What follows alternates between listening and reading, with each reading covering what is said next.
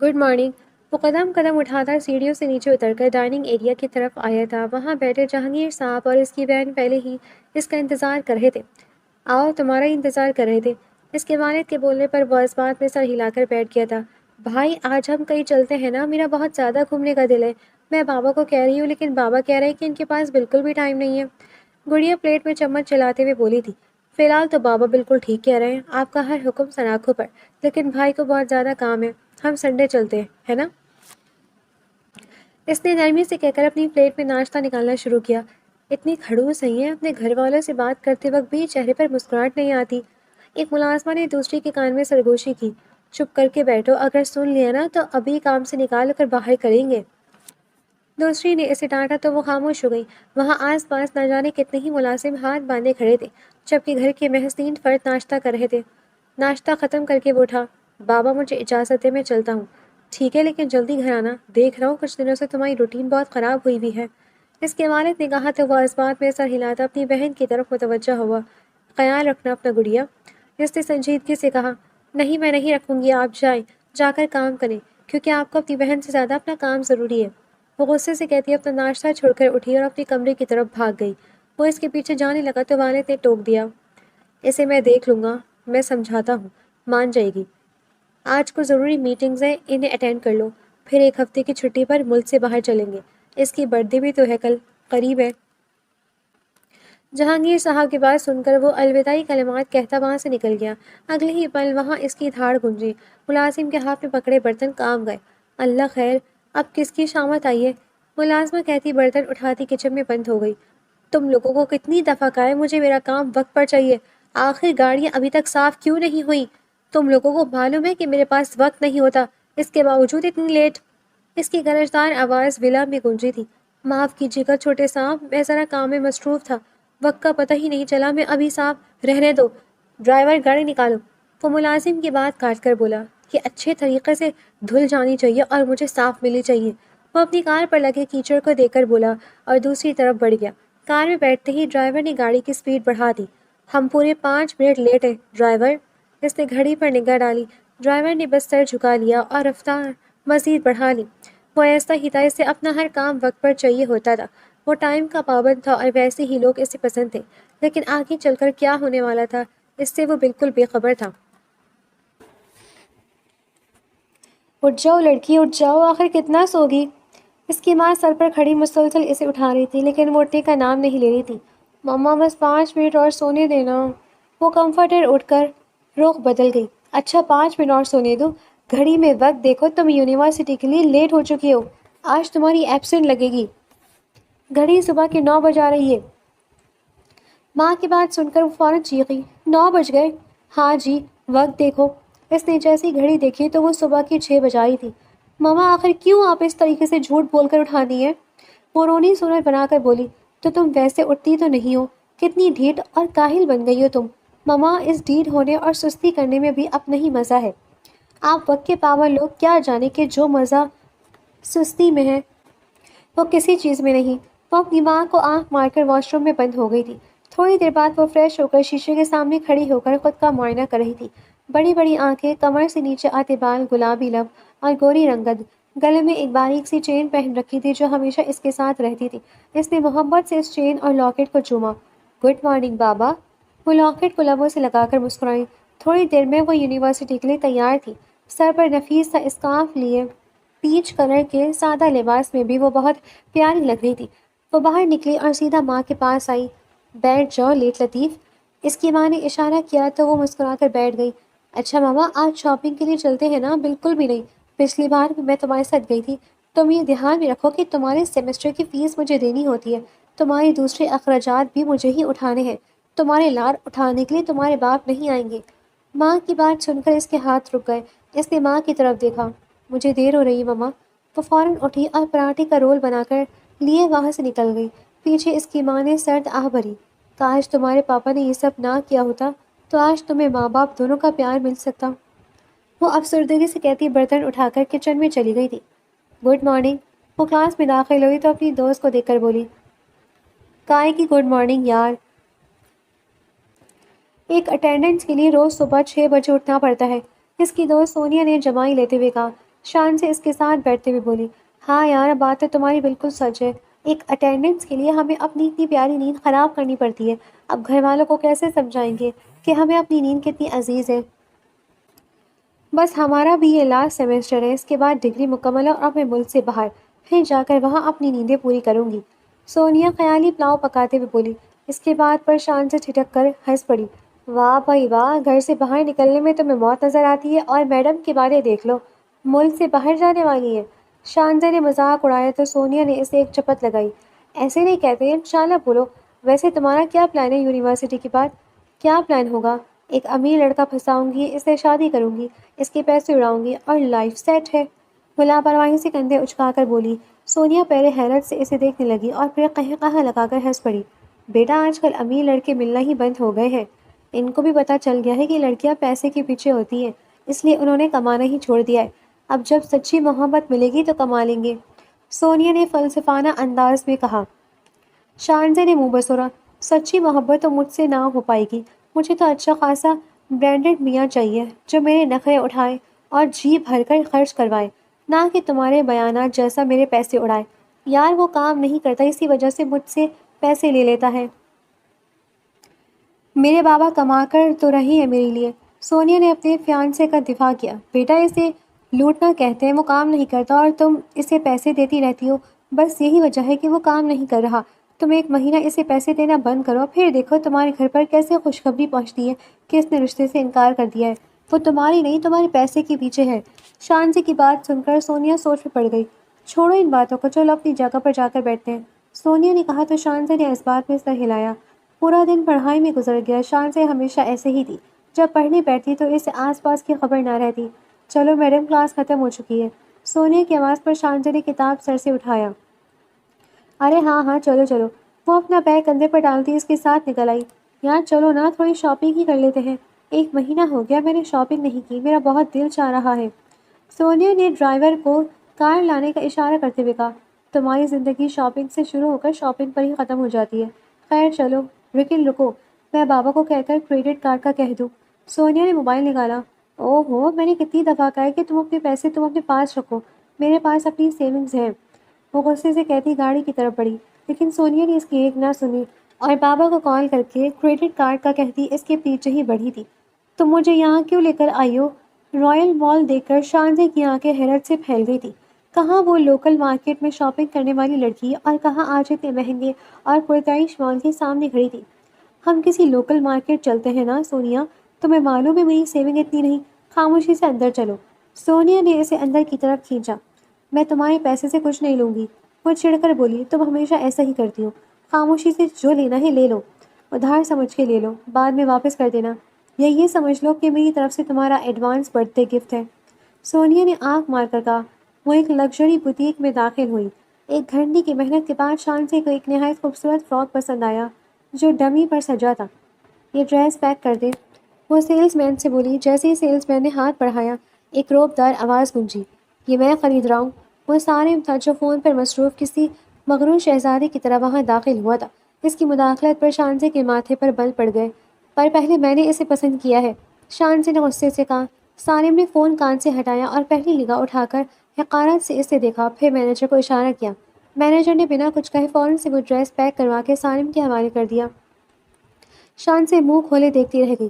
اپنے لیول کے لوگوں سے بحث کیا کرو، صارم نے اسے نیچا دکھاتے ہوئے کہا اور مڑ کر جانے لگا۔ شانزی کا پارا ہائی ہو گیا۔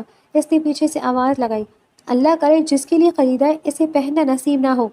صارم نے ایک پل کے لیے قدم روکے، اس کی پشت شانزی کی طرف تھی، مگر اس نے پلٹ کر جواب دینا بھی گوارا نہ کیا اور سرد موہری سے مال سے باہر نکل گیا، جبکہ شانزی غصے سے پیر پٹکتی رہ گئی۔ اسے خبر نہیں تھی کہ یہ بد دعا اس کی تقدیر کے کس نئے موڑ کا آغاز تھی۔ گڑیا کے برتھ ڈے کا ڈریس ہو گیا، اب بس کل کا انتظار ہے، جب میری گڑیا اسے پہنے گی تو اس کے چہرے پر مسکراہٹ کھل اٹھے گی۔ صارم کے لبوں پر ایک لمحے کے لیے مسکراہٹ آئی، مگر اگلے ہی لمحے سیکنڈ پھر وہ سنجیدہ صارم بن چکا تھا۔ وہ گاڑی میں جا بیٹھا اور ڈرائیور کو نکلنے کا اشارہ کیا۔ صارم شانزی کی دی ہوئی بددعا کو بالکل فراموش کر چکا تھا۔ آج اس کی بہن کی سالگرہ تھی۔ وہ اپنے والد کے کمرے میں داخل ہوا اور پرجوش لہجے میں بولا، بابا گڑیا کو ابھی مت بتائیے گا کہ ہم پکنک پر نہیں بلکہ اس کی برتھ ڈے سیلیبریٹ کرنے جا رہے ہیں، میں نے سارا انتظام کروا لیا ہے۔ جہانگیر صاحب نے مسکرا کر سر ہلایا۔ وہ صبح سے مجھے یاد دلانے کی کوشش کری کہ آج اس کی برتھ ڈے ہے، لیکن میں ایسے لاپرواہ بن رہا ہوں جیسے مجھے کچھ یاد ہی نہیں۔ یہ سن کر سالم کی گال میں ایک ڈمپل پڑا تھا، جس کی مسکراہٹ بلاش پر بہت حسین تھی۔ وہ کم مسکراتا تھا، لیکن جب مسکراتا تو دیکھنے والوں کا دل جیت لیتا۔ چلے بابا، ہمیں دیر ہو رہی ہے۔ وہ دونوں باہر نکلے ہی تھے کہ ایک ملازمہ بھاگتی ہوئی آئی۔ بابا، چھوٹی بی بی شام سے باہر گئی ہیں، ابھی تک واپس نہیں لوٹی۔ سالم کے چہرے پر پریشانی کی لہر دوڑی اور تیوری چڑھ گئی۔ کیا؟ اور تم یہ مجھے اب بتا رہی ہو؟ وہ کس کے ساتھ گئی تھی؟ وہ غصے سے دھاڑا۔ سالم، صبر رکھو، وہ ہمیشہ اپنے دوستوں کے ساتھ ہی تو جاتی ہے۔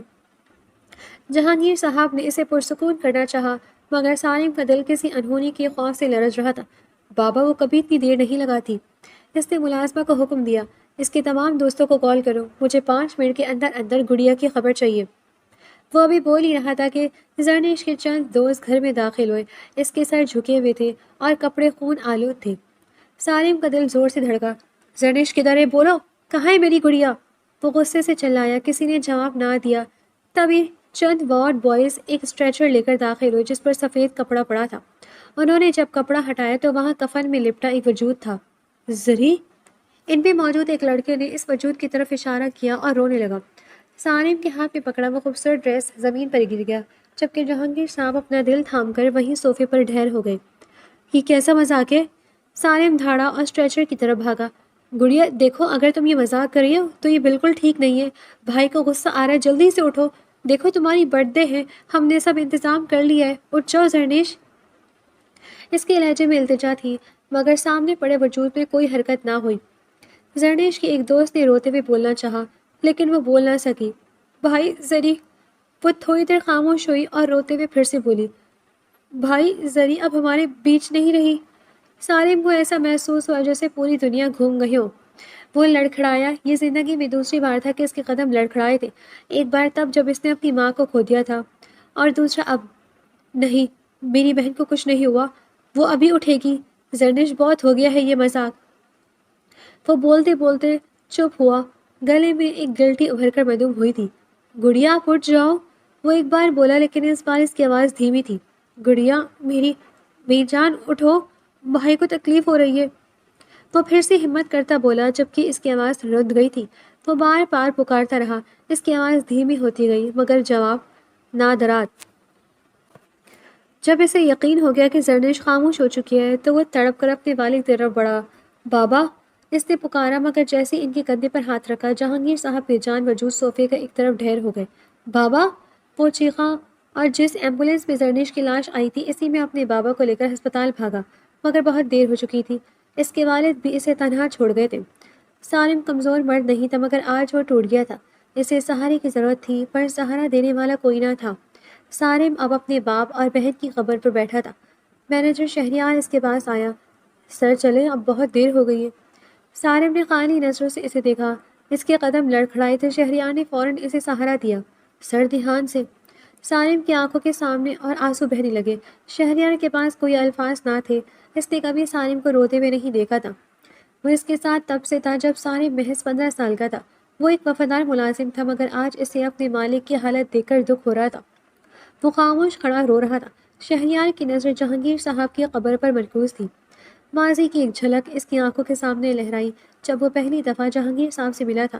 وہ سڑک پر گاڑیاں صاف کیا کرتا تھا۔ جب انہیں جہانگیر صاحب نے دیکھا تب سالم بھی ان کے ساتھ ہی تھا۔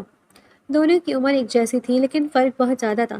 کہاں سارے محلوں میں رہنے والا اور کہاں شہریار سڑکوں کی تپتی دھوپ میں گاڑیاں صاف کر کے اپنا پیٹ بھرنے والا یتیم لڑکا۔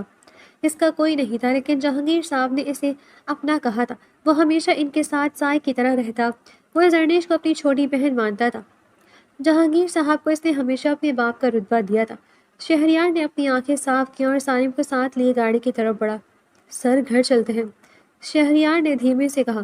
وہاں جاؤں گا تو مجھے بابا اور گڑیا کی یاد آئے گی، مجھے نہیں جانا۔ سالم کا دل کٹ رہا تھا۔ سر، آپ نے ہی تو کہا تھا کہ حالات سے ڈرا نہیں جاتا، سامنا کیا جاتا ہے۔ معلوم ہوا کہ گڑیا کا ایکسیڈنٹ کروایا گیا تھا۔ جس گاڑی نے ٹکر ماری وہ آپ کو مارنے کے لیے بھیجی گئی تھی، مگر گڑیا اس کی زد میں آ گئی۔ پتہ لگواؤ کون ہے وہ میرے ہاتھوں مرے گا۔ سالم غصے سے دھاڑا۔ Okay sir. شہریار نے ڈرائیونگ سیٹ سنبھالی۔ جیسے جیسے گاڑی گھر کے قریب پہنچ رہی تھی، سالم کو اپنا دم گھٹتا ہوا محسوس ہو رہا تھا۔ گھر پہنچنے پر ملازم دروازے پر کھڑے ان کا انتظار کر رہے تھے۔ سب کی آنکھیں نم تھیں۔ جہانگیر صاحب نے کبھی انہیں ملازم نہیں سمجھا تھا، ہمیشہ گھر کا فرد مانا تھا۔ سارم نے اپنے لب بھیجے اور اندر داخل ہوا۔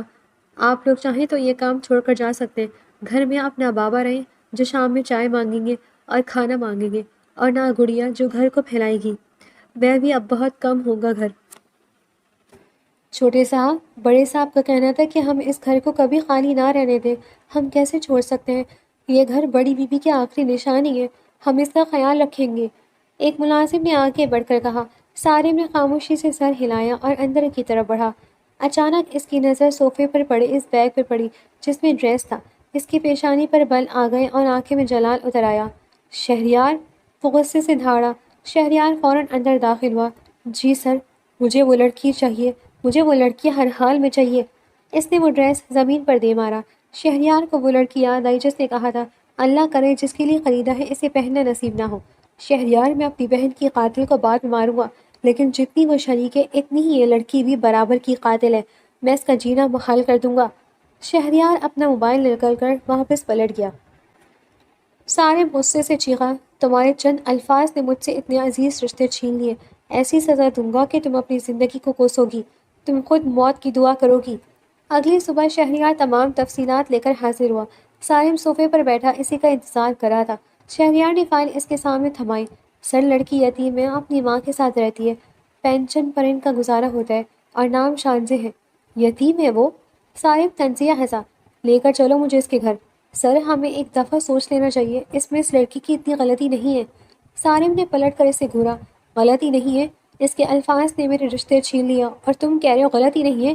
سر، میں یہ نہیں کہہ رہا کہ وہ بالکل بے قصور ہے، لیکن اس کی نیت ایسی ہرگز نہیں ہوگی۔ اسے کیا معلوم تھا کہ سچ میں ایسا ہو جائے گا؟ شہریار، میں یہ سب نہیں جانتا، بس اس کے الفاظ کی وجہ سے میری بہن مجھ سے دور ہو گئی، سارم نے حتمی لہجے میں کہا، اور گاڑی میں جا بیٹھا۔ شہریار سمجھ گیا کہ سارم اب کسی کی نہیں سننے والا۔ وہ خاموشی سے ڈرائیونگ سیٹ پر آ بیٹھا۔ وہ جیسے ہی شانزے کے گھر کے باہر پہنچا، اس نے مینیجر کو اشارہ کیا۔ شہریار نے آگے بڑھ کر گھر کا دروازہ کھٹکھٹایا۔ کون ہے؟ اندر سے ایک چہکتی ہوئی آواز آئی۔ سارم اس آواز کو اچھی طرح پہچانتا تھا۔ اس کی زندگی کی خوشیاں چھین کر وہ لڑکی اپنے گھر میں چہک رہی تھی۔ یہ بات اسے مزید غصہ دلا گئی۔ 3-4 بار پوچھنے پر بھی جب شہریار نہ بولا تو شانزے نے خود آ کر دروازہ کھولا۔ ارے بھائی، منہ میں زبان! وہ بولتے بولتے رک گئی۔ سامنے کھڑے سارم کو دیکھ کر وہ ششدر رہ گئی۔ آپ یہاں کیا کر رہے ہیں؟ وہ حیرت سے بولی۔ سارم نے ایک دم آگے بڑھ کر غصے سے اس کا ہاتھ دبوچا اور اسے اپنی طرف کھینچا۔ شانزے توازن برقرار نہ رکھ سکی اور سیدھا سارم کے سینے سے جا لگی۔ وہ اس کے اتنے قریب تھی کہ اس کی گرم سانسیں اپنے چہرے پر محسوس کر سکتی تھی۔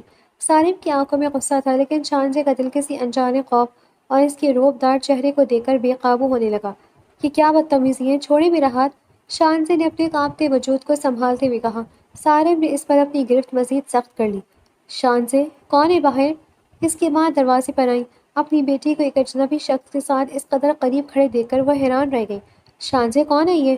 مما، میں ان کو نہیں جانتی۔ وہ اپنا ہاتھ چھڑانے کی کوشش کرتے ہوئے بولی۔ ارے ایسا کیسے نہیں جانتی؟ مجھ سے محبت کے دعوے کر کے اب اپنی ماں سے کہہ رہی ہوں کہ نہیں جانتی؟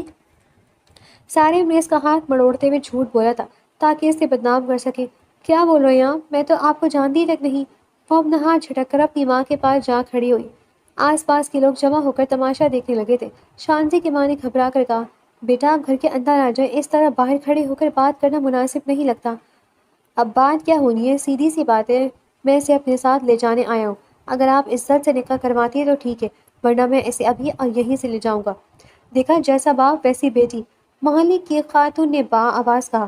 شانزے کی ماں نے شرمندگی سے سر جھکا لیا۔ آپ میرے والد کو بہت اچھے سے جانتی ہیں کیا، جو ان پر الزام لگا رہی ہیں؟ شانزے نے تب کر جواب دیا۔ سارم نے اسے دانت دیتی نظروں سے دیکھا۔ اس کی ہمت اسے متاثر کر رہی تھی۔ لوگوں کی چہ مکیہ بڑھی تو سارم کو مجبوراً گھر کے اندر داخل ہونا پڑا۔ میرے پاس زیادہ وقت نہیں ہے، نکاح خواہ کو بلائیں، سارم نے سپاٹ لہجے میں کہا۔ لیکن بیٹا ہوا کیا ہے، کچھ بتائے تو صحیح، شانزے کی ماں نے منتے لہجے میں پوچھا۔ یہ آپ کو میرا مینیجر بتائے گا، فی الحال مجھے اور بھی بہت سے کام ہیں، نکاح خواہ کو بلوائیں۔ شانزے کی ماں خاموش ہو گئی۔ وہ اس شخص کے دبدبے اور شہرت سے واقف تھی اور جانتی تھی کہ اس وقت بھولنے کا کوئی فائدہ نہیں۔ مما، آپ کچھ بول کیوں نہیں رہی؟ یہ زبردستی ہمارے گھر میں گھس آئے ہیں، آپ پولیس کو بلائیں، شانزے چیخی۔ ہاں بلاؤ پولیس کو، میں بھی انہیں بتاتا ہوں کہ تم ایک قاتل ہو اور تم نے میری بہن کا قتل کیا ہے۔ شانزے کی آنکھیں پھٹ گئیں۔ کیا بول رہے ہیں آپ؟ میں نے کب کیا آپ کی بہن کا قتل؟ میں تو اسے جانتی تک نہیں ہوں۔ جھوٹا الزام لگائیں گے مجھ پر؟ وہ تو تمہیں بہت جلد پتہ چل جائے گا کہ تم نے میری بہن کا قتل کہاں اور کب کیا۔ نکاح خواہ آ رہا ہے یا نہیں، یا پھر میں اسے زبردستی لے جاؤں؟ سالم کی آواز اونچی ہوئی تو شانزے کی ماں ڈر کر باہر نکل گئی۔ آپ اس طرح مجبور نہیں کر سکتے، میں خود پولیس کو بلاؤں گی۔ شانزے نے اپنا موبائل نکالا۔ سالم نے اس کے ہاتھ سے موبائل جھپٹ لیا اور شہریار کو اشارہ کیا۔ شہریار، پولیس کو کال ملاؤ۔ شہریار نے فوراً انسپیکٹر کو کال ملا کر فون سالم کو دیا۔ انسپیکٹر صاحب، میری بہن کا ایکسیڈنٹ نہیں، سوچا سمجھا قتل تھا اور مجھے قاتل مل گئی ہے۔ میں ایڈریس بھیج رہا ہوں، وہاں پہنچ جائیں۔ سالم کی یہ بات سن کر شانزے کی روح فنا ہو گئی۔ محلے میں پہلے ہی باتیں تھیں کہ اس کا باپ انہیں چھوڑ کر بھاگ گیا ہے۔ اب اگر پولیس آئی تو اس کی ماں یہ صدمہ برداشت نہیں کر پائے گی۔ نہیں، ایسا بالکل نہ کریں۔ ٹھیک ہے، آپ جو کہہ رہے ہیں میں وہ کروں گی، لیکن ایک بار میری غلطی تو بتا دیں۔ شانزے آخری امید کے سہارے بولی۔ تمہاری غلطی تمہیں جلد ہی بتا دی جائے گی۔ سالم اس کے قریب جھکا اور اس کے چہرے کو جھٹک کر پیچھے ہٹ گیا۔ شانزے کڑ کر رہ گئی۔ اس سے غصہ تو بہت تھا مگر وہ تماشا نہیں چاہتی تھی۔ تھوڑی دیر میں نکاح خواہ آیا اور خاموشی سے نکاح ہو گیا۔ چلو اٹھو اب۔ نکاح ہوتے ہی سالم نے بے رخی سے بولا۔ ماما، کچھ کہی نا؟ شانزے کی آواز سسکی میں بدل گئی۔ سالم نے بات کاٹتے ہوئے کہا، ملاقات تب ہوگی جب مجھے لگے گا کہ تم ملنے کے لائق ہو۔ وہ اسے کلائی سے پکڑ کر گھسیٹتا ہوا باہر لے گیا۔ شانزے اپنی ماں کو پکارتی رہی مگر اس کی ماں بے بسی سے آنسو بہاتی رہ گئی۔ وہ ایک اکیلی خاتون تھی اور اتنے بڑے بزنس مین کا سامنا کرنے کی سکت نہیں رکھتی تھی۔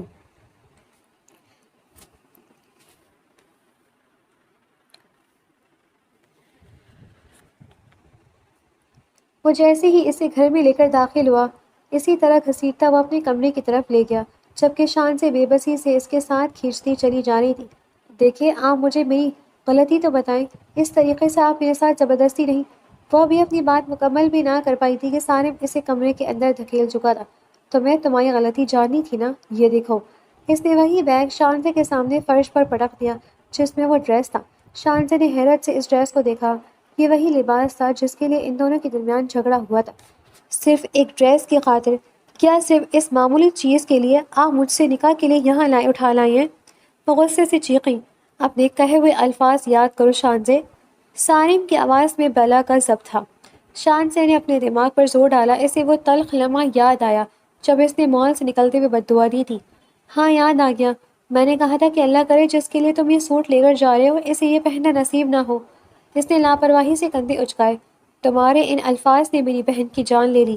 شانزے، تمہاری بد دعا اسے کھا گئی۔ سالم کی آنکھوں میں سرخی اتر آئی۔ اسے سچ میں یہ سوٹ پہننا نصیب نہیں ہوا؟ کل ہی میں اسے اپنے ہاتھوں سے قبر میں اتار کر آیا ہوں۔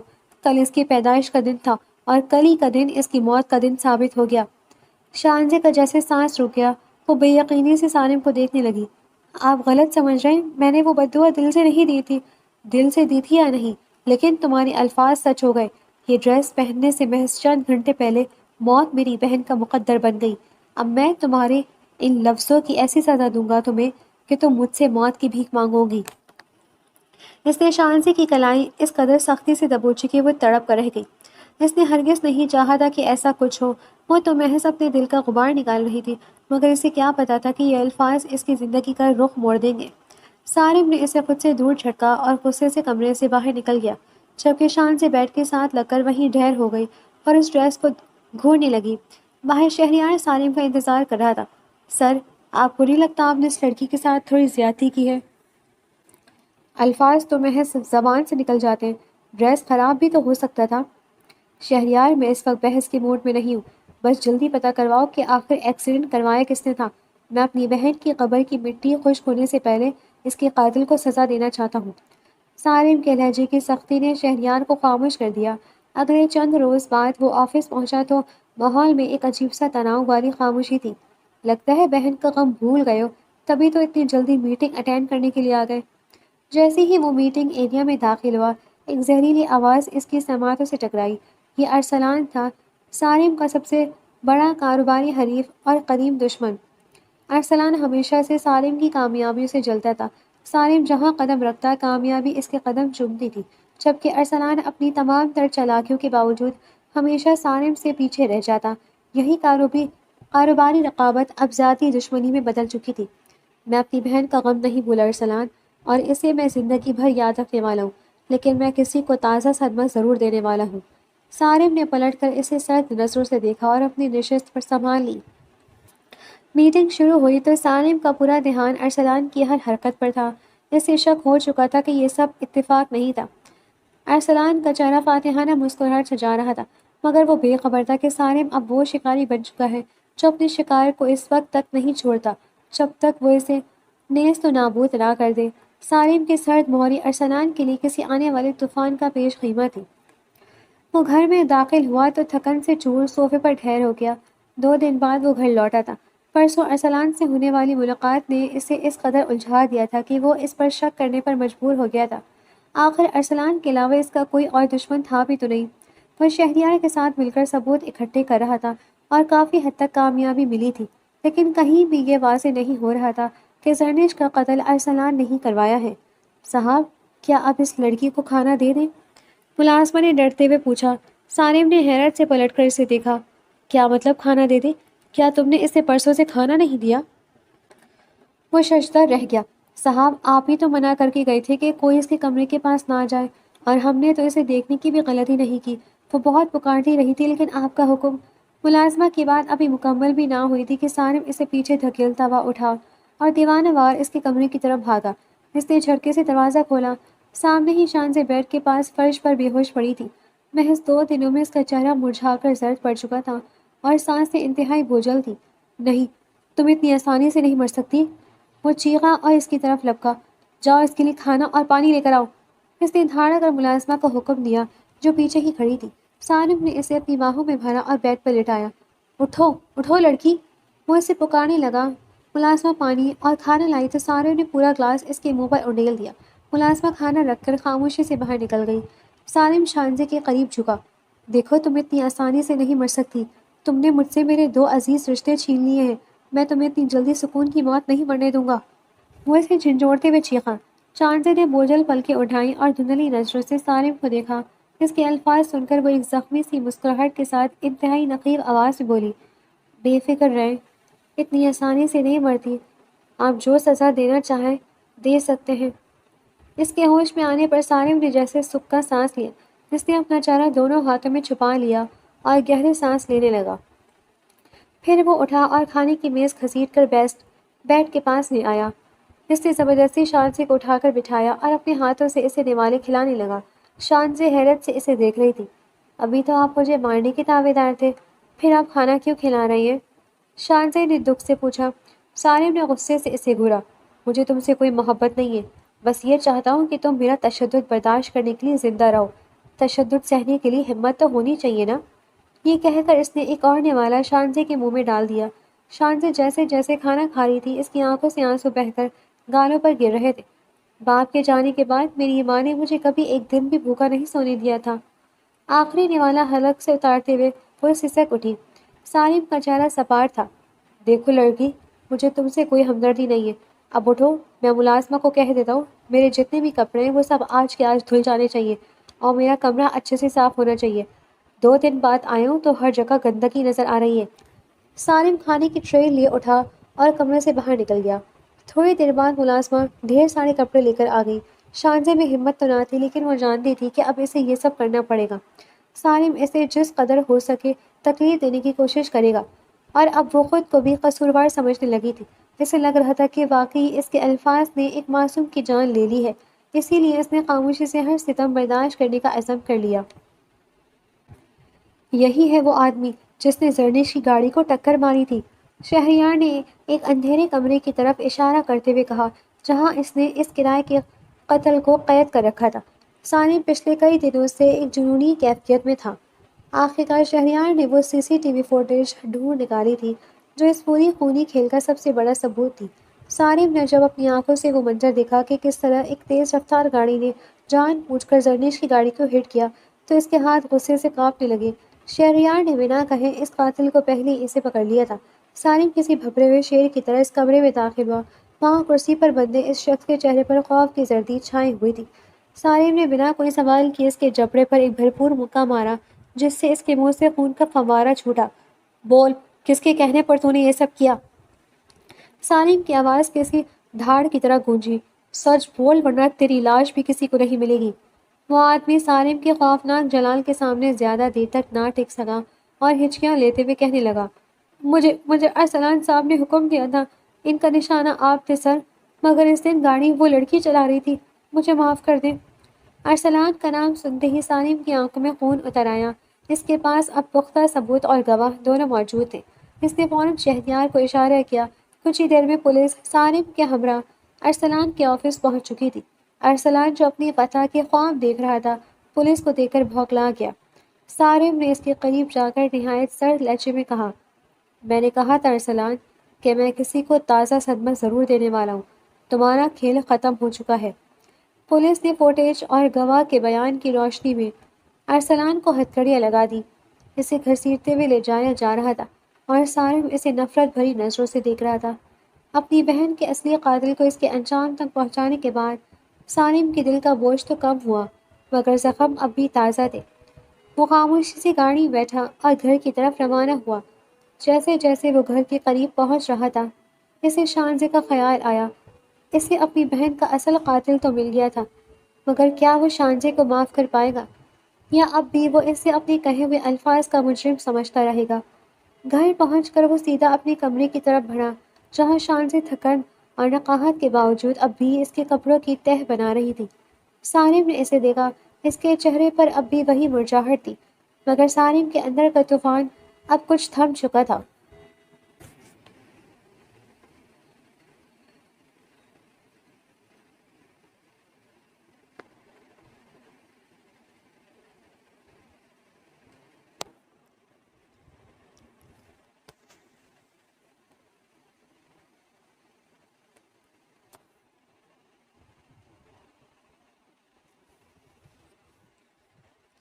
سالم جب کمرے میں داخل ہوا تو اس کے کندھے صدمے اور تھکن سے جھکے ہوئے تھے۔ سالم کو دیکھ کر شان سے جھٹک گئی۔ اس نے سوچا کہ حسب معمول اب سالم اس پر برس پڑے گا، دن بھر کی تھکن کا غصہ اس پر اتارے گا اور اسے پھر سے قاتل قرار دے کر ذلیل کرے گا۔ وہ سہمی ہوئی نظروں سے اسے دیکھنے لگی، مگر سالم کچھ نہ بولا۔ وہ خاموشی سے بیٹھ کے کنارے پر بیٹھ گیا اور اپنا سر ہاتھوں میں گرا لیا۔ کمرے میں تاریک خاموشی شانزے کو خوفزدہ کر رہی تھی۔ وہ دبے قدموں وہاں سے نکلنے لگی کہ اچانک سالم نے جھپٹ کر اس کا ہاتھ تھام لیا۔ شانزے کا دل زور سے دھڑکا۔ اسے لگا اب اس کی خیر نہیں، مگر اگلے ہی لمحے سالم نے اس کا ہاتھ چھوڑنے کے بجائے اسے اپنے چہرے کے قریب کیا اور پھوٹ پھوٹ کر رونے لگا۔ شانزے ساکت رہ گئی۔ وہی مغرور اور سنگ دل سالم اس وقت ایک چھوٹی بچی کی طرح اس کا ہاتھ تھامے سسکیاں بھر رہا تھا۔ اس کے گرم آنسو شانزے کی ہتھیلی پر گر رہے تھے۔ شانزے کو سمجھ نہ آیا کہ وہ کیا کرے۔ اس کا دل پسیج گیا، مگر وہ اسے دلاسا دینے کی ہمت نہ کر سکی۔ سالم نے چند لمحوں بعد اچانک خود پر قابو پایا۔ اسے اپنی اس کمزوری پر غصہ آنے لگا۔ اس نے جھٹکے سے شانزے کا ہاتھ دور کیا اور اسے خود سے دور جھٹک دیا۔ اس کی آنکھوں میں دوبارہ وہی جلال اور نفرت بھر آئی۔ میری آنکھوں کے سامنے سے دفع ہو جاؤ۔ تم کیا سمجھتی ہو کہ تمہارا گناہ کم ہو گیا؟ نہیں، تم بھی اس کے برابر کی شریک ہو۔ تمہاری زبان نے اسے راستہ دکھایا تھا۔ وہ غصے سے چلایا۔ شانزے نے ایک لفظ بھی نہ کہا۔ اس نے خاموشی سے سر جھکایا اور آنسو پونچھتے ہوئے کمرے سے باہر نکل گئی۔ وقت کا کام تھا گزرنا اور وہ گزرنے لگا تھا، مگر سالم کے دل میں بہن اور باپ کی کمی ایک ناسور بن گئی تھی۔ وہ گھر کے ہر کونے میں انہیں تلاش کرتا، کبھی زرنیش کے کمرے میں جا کر گھنٹوں بیٹھا رہتا تو کبھی اپنے والد کے اس کی خاموشی بڑھتی جا رہی تھی۔ اس نے نوٹ کیا کہ شانزی خاموشی سے اس کا ہر ستم برداشت کر رہی ہے۔ وہ صبح سویرے اٹھتی، اس کے ناشتے سے لے کر اس کے جوتوں تک کا خیال رکھتی۔ سالم جب بھی اسے دیکھتا اسے اذیت دینے کا کوئی موقع ہاتھ سے نہ جانے دیتا۔ تم نے میری بہن کا قتل کیا ہے شانزے، تم ایک قاتل ہو۔ وہ اکثر اس کے سامنے کھڑے ہو کر اسے یہ یاد دلاتا۔ شانزے اب آگے سے بحث نہیں کرتی تھی۔ اس نے اپنی تقدیر سے سمجھوتا کر لیا تھا۔ جی میں ہی قاتل ہوں، وہ نظر جھکا کر سادگی سے تسلیم کر لیتی۔ اس کا یہ جواب سالم کو مزید تڑپا دیتا۔ اسے سمجھ نہیں آتا تھا کہ وہ اس لڑکی سے نفرت کرے یا اس کی خاموش فرمانبرداری پر اسے معاف کر دے۔ وہ خود اپنے ہی بچھائے ہوئے نفرت کے جال میں قید ہوتا جا رہا تھا۔